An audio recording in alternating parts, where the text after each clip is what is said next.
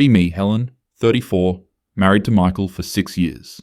Finally reaching my breaking point with the patriarchal expectations in my marriage. Michael has been getting too comfortable with casual physical contact lately. Random hugs from behind while I'm cooking, holding my hand without asking, expecting goodnight kisses. It's like he thinks my body belongs to him just because we're married. Decide it's time to establish some serious boundaries and educate him about consent. Spend 3 days researching feminist theory on bodily autonomy. Draft a comprehensive list of new household rules. Most important one, 30-day mandatory waiting period for any physical contact. No kissing, no hugging, no hand-holding, definitely no intimacy. He needs to learn that my body is mine and mine alone. Physical affection should be a privilege, not an expectation. Michael comes home from work Thursday evening. I'm sitting at the kitchen table with my printed list. Michael, we need to talk. I've been doing some important reflection on our relationship dynamics. He sets down his keys, looks concerned. Is everything okay, Helen? Well, that depends on your willingness to respect my autonomy and grow as a person. Slide the paper across the table. I've established some new boundaries for our marriage. These are non-negotiable. Watch him read through the list, his face getting more confused. A 30-day waiting period for physical contact? Helen, what does this mean exactly? It means exactly what it says. No touching, no kissing, no hugs, no intimacy for 30 days minimum. But why? Did I do something wrong? Roll my eyes at his typical male response. This isn't about punishment, Michael. It's about deconstructing the patriarchal assumptions in our relationship. You've been treating my body like it's community property. Every casual touch reinforces toxic masculine ownership patterns. I need you to unlearn these behaviors and approach physical affection with intentionality and explicit consent. Michael stares at the paper for a long time. So no hugging? At all? Correct. Physical contact has become too normalized and casual between us. It needs to be earned. What about holding hands? Did you not read the list? No physical contact means no physical contact. For 30 days? Minimum 30 days.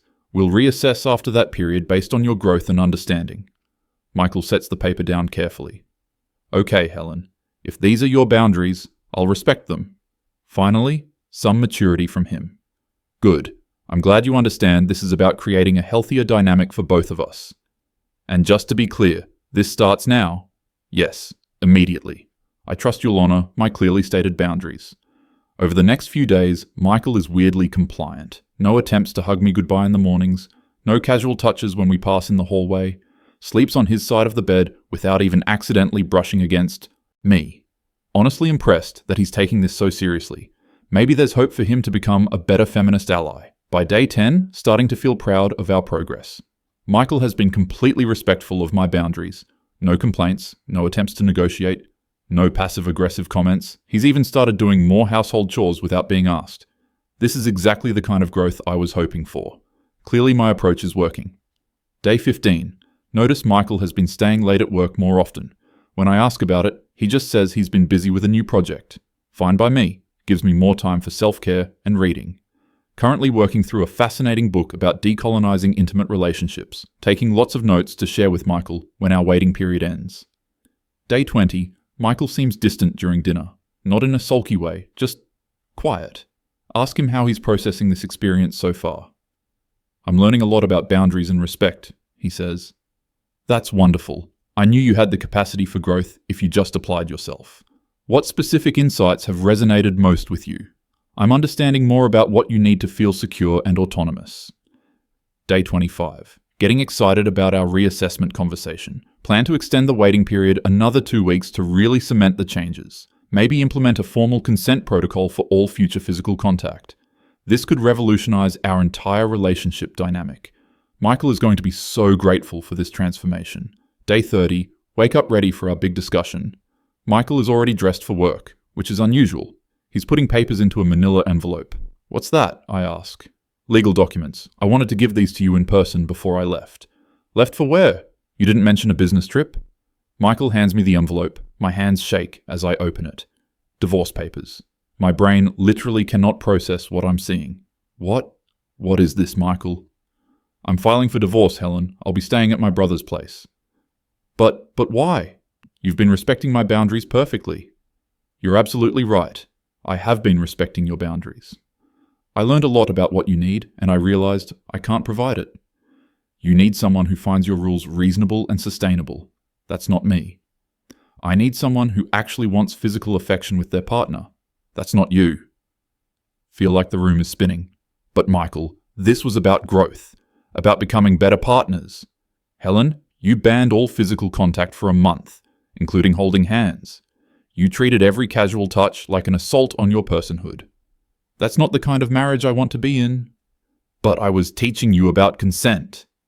You were teaching me that you find my touch so repulsive you'd rather have none at all. That's not what this was about. Then what was it about, Helen? Because from where I'm standing, you got exactly what you asked for. Michael picks up a small suitcase I hadn't noticed. I've respected every single boundary you set. I never argued or tried to change your mind. I gave you the space you needed to feel autonomous and secure. And in that space, I realized we want fundamentally different things. Start crying, which I hate doing in front of him. You can't just leave. We're married. This is supposed to be about working through problems together. Helen, you unilaterally decided we couldn't touch each other for a month. You made that decision without any input from me about what I might need. That's not working through problems together. Follow him to the door, papers clutched in my shaking hands. Michael, please, I was trying to improve our relationship. I know you believe that, but I can't live with someone who sees my affection as oppression. I respected your boundaries completely. Now I need you to respect mine. My boundary is that I don't want to be married to someone who finds me toxic for wanting to hold their hand. He's already in his car. I'm standing in the doorway in my pajamas, sobbing. Neighbors are definitely watching, but I don't care. This cannot be happening. I did everything right. I set healthy boundaries. I communicated clearly. I gave him the opportunity to grow. Spend the next 3 hours calling my sister Emma repeatedly. She finally answers around noon. Emma, Michael left me. He filed for divorce. Oh my God, Helen, what happened? Nothing happened. That's the problem. I set some reasonable boundaries and he couldn't handle it. What kind of boundaries? Just physical contact boundaries. Nothing extreme. What does that mean exactly? I asked for a 30-day waiting period on physical affection so we could reassess our relationship dynamics. You banned touching for a month? I didn't ban anything. I established healthy boundaries. Emma is quiet for a long time. Helen, did you discuss this with him beforehand? Why would I need to discuss my own boundaries? They're my boundaries. But you're married. Don't you think he might have feelings about not being able to hug his wife? That's exactly the problem, Emma. He feels entitled to my body. Or maybe he just loves you and expresses it physically? Physical affection under patriarchal structures is inherently coercive. Helen, did you actually want him to touch you or not? That's not the point. The point is that it should be on my terms. But it sounds like your terms were never. Dash. Hang up on Emma because she's clearly not getting it. Call my friend Jessica instead. Explain the whole situation to her. So, wait, Jessica says. You told him no touching for a month. He respected that completely and then left? Yes. He couldn't handle me having boundaries. But didn't he handle it exactly how you asked him to? He was supposed to learn and grow, not just comply and then abandon me. Helen, what did you think was going to happen? I thought he would realize how his casual touching was problematic and we'd develop a better system. A system where he never touches you? A system where he asks permission and treats physical contact as the privilege it is. Jessica sighs. How often were you planning to say yes to these permission requests? That's not the point. The point is asking. But Helen, if you never say yes, what's the difference between asking and not asking? The difference is respect for my autonomy. Call 3 more friends and get variations of the same response. Nobody understands what I was trying to accomplish. They all act like Michael leaving was somehow inevitable, like I'm the unreasonable one for having standards, starting to feel like I'm surrounded by people who don't understand basic feminist principles. Spend the evening researching divorce attorneys, not because I want a divorce, but because I need to understand my options. Maybe I can contest this somehow, prove that Michael abandoned the marriage without attempting proper communication, show that he violated his commitment to work through problems together. But then I remember he did work through the problem. He worked through it by respecting my boundary and removing himself from the situation, which is actually exactly what he should have done if he couldn't accept my needs. Except I didn't want him to leave. I wanted him to stay and become better, start crying again. This is so unfair. I communicated clearly, I set appropriate boundaries, I gave him time to adjust. How is it my fault that he chose to leave instead of growing as a person? Maybe this just proves I was right about men not being able to handle women with self-respect. Day 32, Michael comes by to get more of his things. I've prepared a whole speech about how we can work through this, how my boundaries were reasonable and his reaction was extreme, how couples therapy could help him understand why physical autonomy matters. Michael, I've been thinking, and I realize we should probably talk about this more before making any permanent decisions. Helen, I've thought about it a lot too. I'm confident this is the right choice. But you're not even trying to understand my perspective. I understand it perfectly. You needed space from physical contact. I gave you that space. That's not what I meant, and you know it. What did you mean then? I meant that you needed to approach physical affection more mindfully. By not doing it at all for a month? By learning to see it as a privilege instead of an expectation? Helen, I never thought touching my wife was an expectation. I thought it was part of being married. That's exactly the toxic thinking I was trying to address. Maybe it is toxic. Maybe I am toxic. Either way, we're not compatible. You're not toxic, Michael. You just needed to unlearn some problematic patterns. I don't want to unlearn wanting to hold hands with my wife, Helen. Watch him pack up his books. We bought most of them together. He's not taking any of the relationship or marriage advice books. Guess he thinks those don't apply anymore. What am I supposed to tell people about why you left? Tell them whatever you want. Tell them I couldn't respect your boundaries. But you did respect them. Exactly. I respected them by leaving. That's not respecting them. That's giving up. Helen, you told me that casual physical affection was harmful to you. You said my touch reinforced patriarchal ownership patterns. You banned holding hands for a month. What was I supposed to conclude except that you don't want me to touch you? He's right, but he's also wrong somehow. I did say those things, but I didn't mean he should just leave. I meant he should learn to do it better. I wanted you to become more conscious about it, not stop entirely forever. But you did ask me to stop entirely. For a month? Which I did. That was just a reset period. A reset to what, though? What would have changed after the month? You would have learned to ask permission and be more mindful. And how often would you have said yes to those requests? That would depend on the situation. Helen, in 6 years of marriage, can you think of a single time you enthusiastically wanted me to touch you? The question hits like a punch to the stomach, because I can't think of an answer. There must be examples, but my mind is blank. That's not fair. Physical affection isn't about enthusiasm. It's about connection. For me, it is about enthusiasm. I want to touch someone who wants me to touch them. I do want you to touch me. Just appropriately. With consent. Helen, you asked me to stop touching you entirely. He's finished packing and heading for the door. Michael, please, can't we at least try therapy? You can go to therapy. I think it would be really good for you. What's that supposed to mean? It means I think you'd benefit from talking to someone about what you actually want from a relationship. I know what I want. I want respect and consideration and mindful communication. Okay.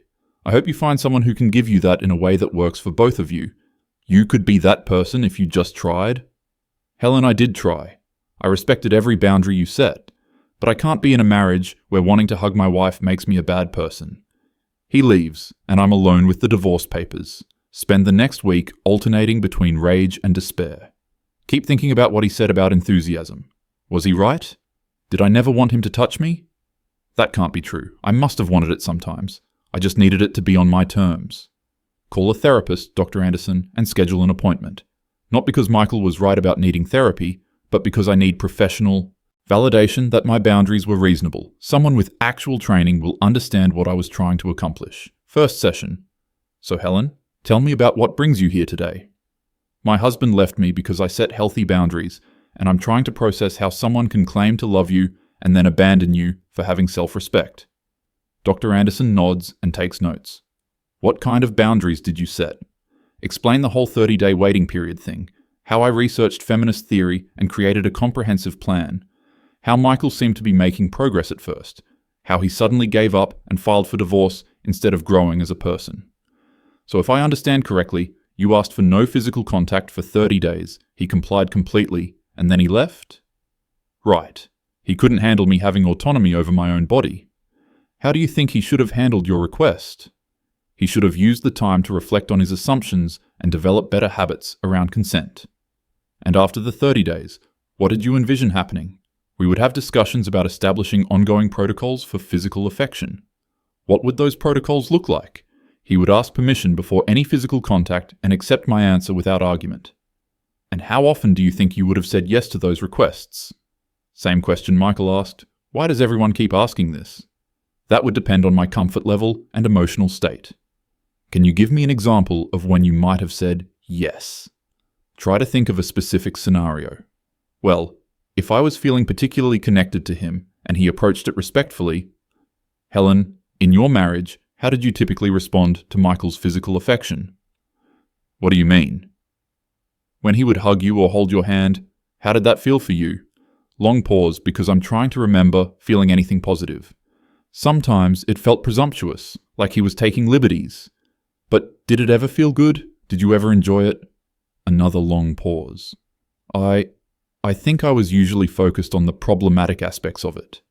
So you generally didn't enjoy physical affection with your husband? It's not about enjoyment, it's about the principle. But Helen, physical affection in marriage is typically about expressing love and connection. If you didn't enjoy it, what purpose was it serving for you? Feel like Dr. Anderson is taking Michael's side. Are you saying I should have just accepted unwanted touching to make him happy? I'm asking whether it was actually unwanted or whether you convinced yourself it should be unwanted. Those are the same thing. Are they though? Session ends with homework. Think about what I actually want from physical intimacy, not what I think I should want based on feminist theory, what I personally, individually want. This seems like a trap, but I agree to try. Spend 3 days trying to do the homework. Keep getting distracted by anger at Michael for giving up so easily. He could have fought harder for our marriage. He could have tried to understand what I was really asking for. Instead, he just left. Like 6 years meant nothing to him. But then I remember his face when he was packing. He didn't look angry or spiteful. He looked sad. Really, genuinely sad. Like this was hurting him too, but he thought it was necessary. Start thinking about what Dr. Anderson asked. Did I ever actually enjoy Michael touching me? There must have been times. Early in our relationship, maybe? Before I became more educated about relationship dynamics and power structures. Before I learned to analyze every interaction through a feminist lens. Realize I can't remember the last time I hugged Michael without simultaneously thinking about consent and autonomy.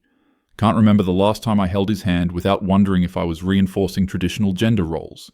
Can't remember the last time I kissed him without a voice in my head, cataloguing all the ways physical affection gets weaponized under patriarchy. Maybe that's normal though. Maybe being conscious of power dynamics is just part of being an evolved person. Maybe Michael left because he couldn't handle being with someone who actually understood how relationships work. Maybe this whole thing just proves that most men aren't ready for truly egalitarian partnerships. Second therapy session. Dr. Anderson asks about the homework. I realize that I've become very good at analyzing physical affection from a political perspective. But how did it feel, just as a physical and emotional experience? I think I trained myself not to focus on feelings because feelings can be manipulated by patriarchal conditioning. Helen, do you think it's possible that in trying to protect yourself from manipulation, you also protected yourself from genuine connection? Genuine connection doesn't require physical contact. No, but it doesn't preclude it either. Did you ever tell Michael that you enjoyed his touch? Try to remember ever saying anything positive about physical affection. Draw a complete blank. I don't think I focused on that aspect of it. What did you focus on? Whether it was appropriate, whether it was consensual, whether it respected my boundaries. But never whether it felt good or brought you joy. Joy isn't the point of physical affection in a marriage. What is the point then? Long pause because I've never really thought about it. Connection, intimacy, bonding. And how do you know if those things are happening? Through communication and respect and through feeling, Helen. You know you're connected to someone because it feels good to be close to them. Starting to feel attacked. Are you saying my approach was wrong? I'm saying your approach might have prevented you from experiencing the very things you wanted physical affection to create. So, I should have just ignored the problematic aspects? Maybe you could have acknowledged them without letting them completely override your actual experience. Third session. Dr. Anderson wants to talk about what I want moving forward. Do you want to reconcile with Michael? I want him to understand that my boundaries were reasonable and necessary. But do you want to be married to him? I want to be married to a version of him that respects my autonomy. The version of him that respected your autonomy left, Helen. This stops me cold. He left because he couldn't handle being with someone who had standards. He left because he concluded that you didn't want physical affection from him, and he needed to be with someone who did. But I never said I didn't want it. You banned it for a month and talked about it as harmful and problematic. Because the way he was doing it was harmful and problematic.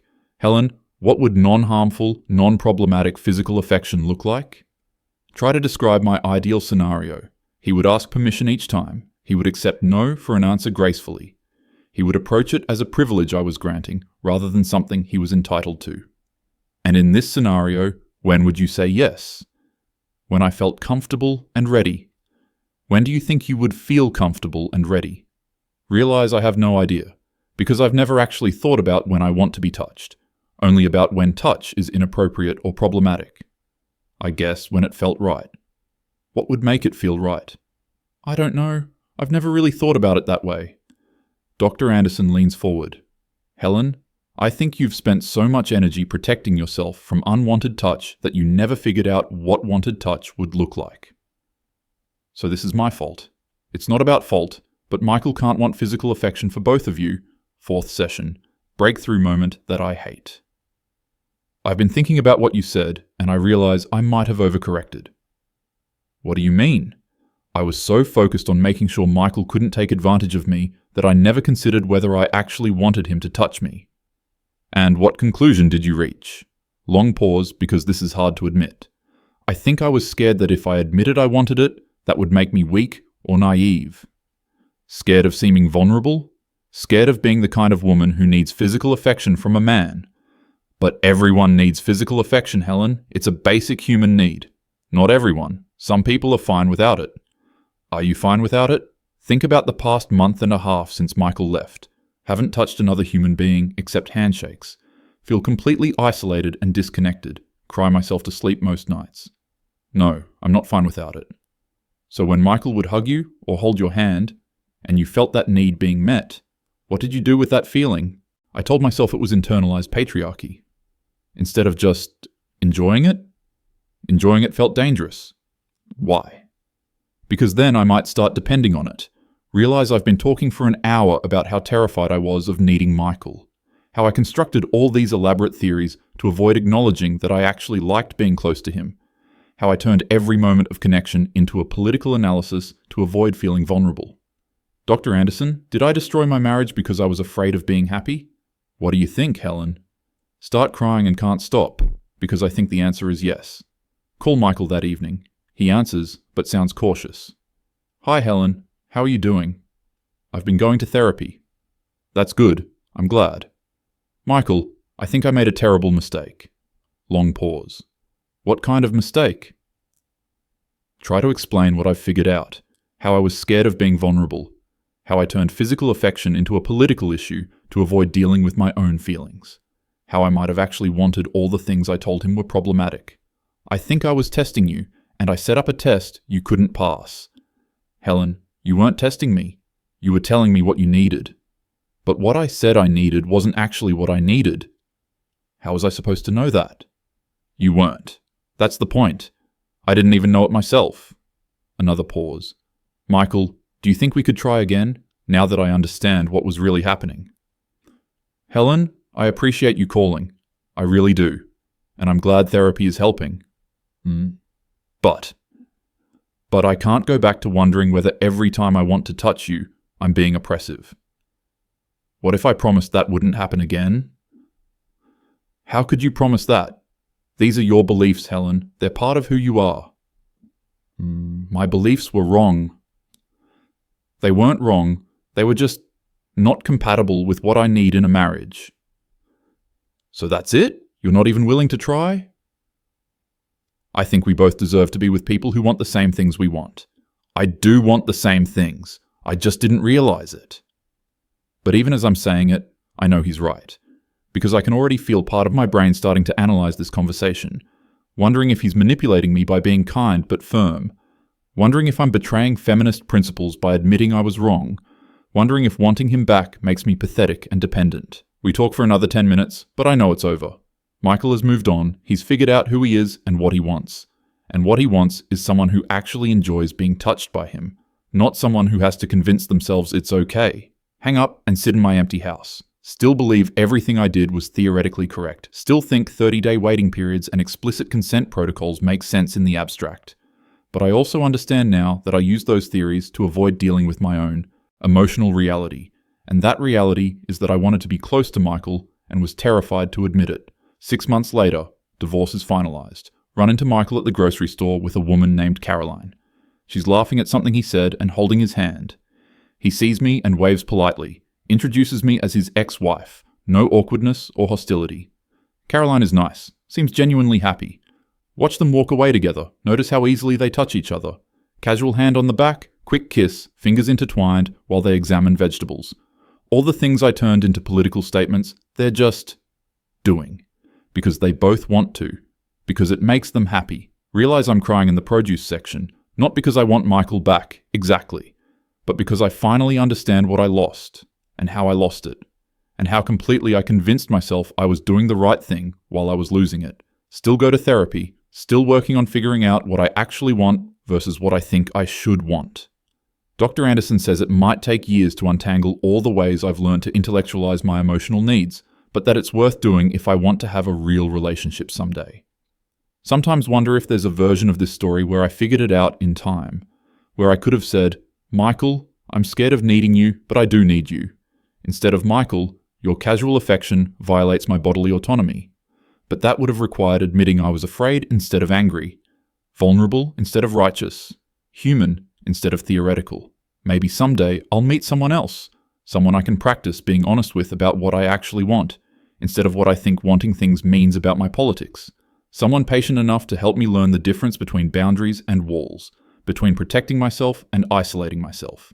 For now, though, I'm just trying to figure out how to touch another human being without a committee of feminist theorists in my head analyzing the power dynamics.